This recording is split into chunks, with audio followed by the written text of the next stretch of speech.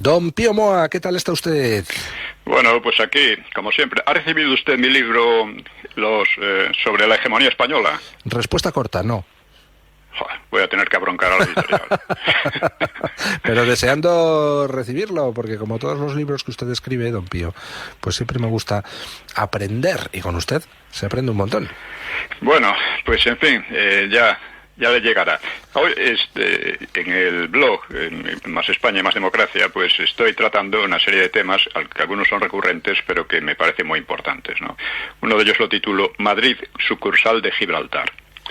Dice, ahora unos 30 años discutí en el Ateneo con un grupo de socios, ¿no? Yo trataba de hacerles ver la creciente colonización cultural que sufre España por el inglés, y me quedé asombrado porque todos mostraban un entusiasmo por la utilidad del inglés que nos enriquecía, porque un país que se aísla se empobrece, y otras simplezas por el estilo. Le dije que una cosa es asimilar aspectos culturales de otras lenguas o países, que eso puede enriquecernos, lógicamente, y otra, ser asimilado por ellos, que es lo que estaba ocurriendo mientras el inglés iba desplazando al español del lenguaje de la ciencia, la economía, el arte, etcétera, y corrompiendo además el lenguaje corriente. Bueno, pues no había manera. No salían de sus tópicos. Como muchos admitían que no debía usarse términos en inglés que ya existieran en español, lo que era como aplicar aspirinas a un cáncer, ¿no? Bueno, el desprecio por la cultura española es un desprecio implícito, ¿no? Y ha llegado a hacerse inconsciente, ¿no? Y es algo muy difícil de superar. Y además lo más cómico de todo es que ninguno de ellos, eran unas 10 personas entre 35 y 55 años, todos con carrera universitaria, pues ninguno de ellos sabía nada de inglés, 4 palabras, nada. Bueno, pues desde entonces la cosa ha ido mucho a peor.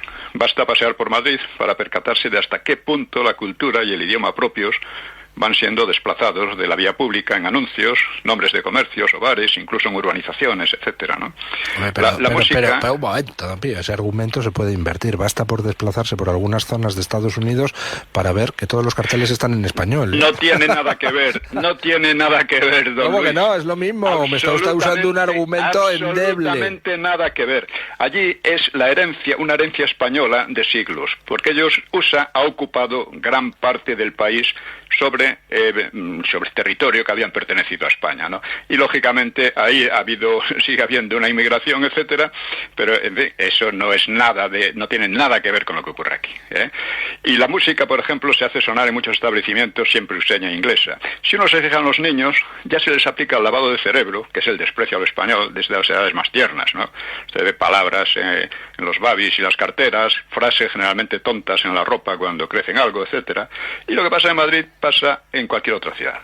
Bueno, y unos políticos, delincuentes, en mi opinión lo son, imponen la enseñanza bilingüe porque, lógicamente, dicen el inglés es la lengua de la ciencia y de todo lo demás.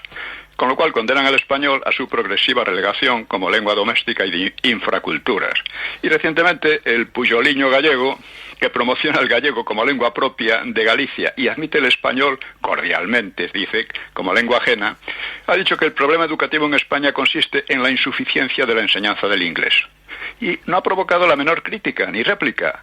Como dicen muchos separatistas que no disimulan, como el puyoliño, dice, entre el español y el inglés como lenguas ajenas, mejor el inglés, ¿no? Incluso en Vox piensan así algunos. Por cierto que he estado tratando algún tema, o sea, el libro de usted sobre la crisis de la democracia, ¿no? Porque su libro pues plantea la crisis desde el punto de vista de tendencias totalitarias en gran parte externas, léase principalmente China, y en aumento, ¿no? Y de las posibilidades de control casi absoluto de la población que hoy permiten las nuevas tecnologías. La amenaza externa es parte del problema, desde luego. Pero el hecho es que la democracia, como también señala usted, está siendo socavada en los mismos países que se proclaman democráticos, empezando por USA. O sea, hasta cierto punto, en democracia, digamos que las élites tienden a convertirse en mafias, en democracia y en cualquier otro sistema, ¿no? Y en democracia la opinión pública tiene mucha fuerza y se manifiesta en mayorías electorales. Es una opinión, la opinión pública es difusa, se crea, se cambia con los medios de expresión y difusión, etcétera, y por eso las mafias tienen el mayor empeño y el mayor interés en controlar esos medios.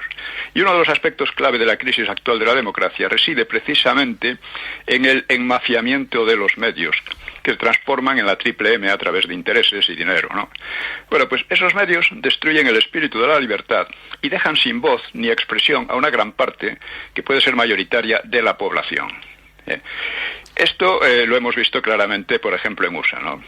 Y es muy difícil vencer esa tendencia, aunque Trump lo logró una vez y quizá vuelva a lograrlo, ¿no? Y también en España y en la Unión Europea surgen denuncias y voces que dificultan ese despotismo de la triple M, que crea opinión pública siempre en el mismo sentido, y que dificulta las cosas a los partidos que vienen repartiéndose amigablemente el poder en una democracia de amigachos, ¿no? Que podría decir hazaña, ¿no? Pero bueno, la lucha, permítame un momento, sí. decía Gabriel Cluzel, Boulevard Voltaire, en Francia, sobre las elecciones últimas, dice: ¿cómo se llama un país donde casi el 100% de la prensa subvencionada apoya al gobierno?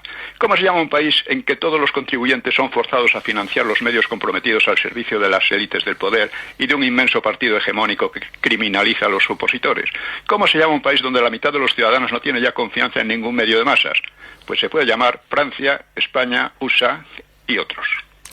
Pues seguiremos hablando de esos temas la semana que viene, don Pío. Cuídese, sí, y estoy a la espera de recibir su libro. Un abrazo. Un abrazo. Hasta luego.